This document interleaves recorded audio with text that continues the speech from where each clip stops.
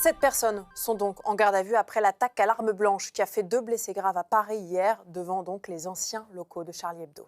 Considéré comme l'auteur principal de l'attaque à un Pakistanais de 18 ans, il a d'abord été arrêté près de la place de la Bastille, puis un Algérien de 33 ans peu de temps après. Et en fin de journée, 5 hommes ont été placés en garde à vue après une perquisition en Seine-Saint-Denis. Léo Marron.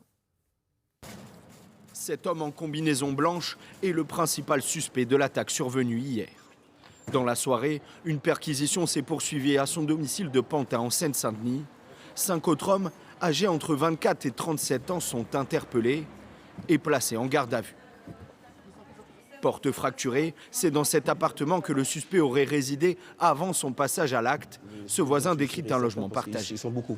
C'est-à-dire c'est des gens qui rentrent, il y a beaucoup d'allers-retours, qui rentrent beaucoup, qui sortent beaucoup, voilà. C'est un F2 partagé par 9 personnes à 10 personnes.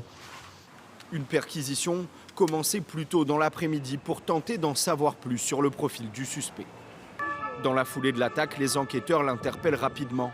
Ce sont ses baskets et son t-shirt de couleur, décrits par les témoins qui ont permis de le retrouver. Devant les policiers qui l'interpellent, il aurait reconnu les faits.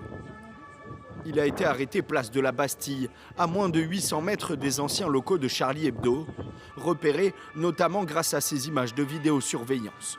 On le voit dans le métro parisien 6 minutes seulement après l'attaque. Les caméras le repèrent aussi en train de parler avec un autre homme, un Algérien de 33 ans.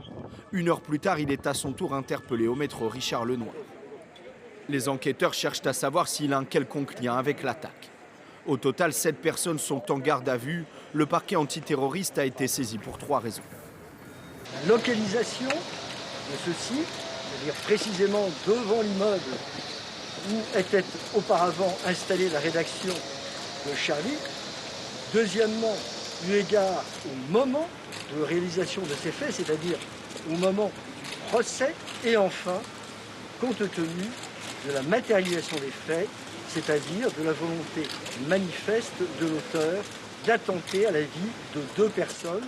L'attaque survenue hier a fait 2 victimes grièvement blessées, mais désormais hors de danger.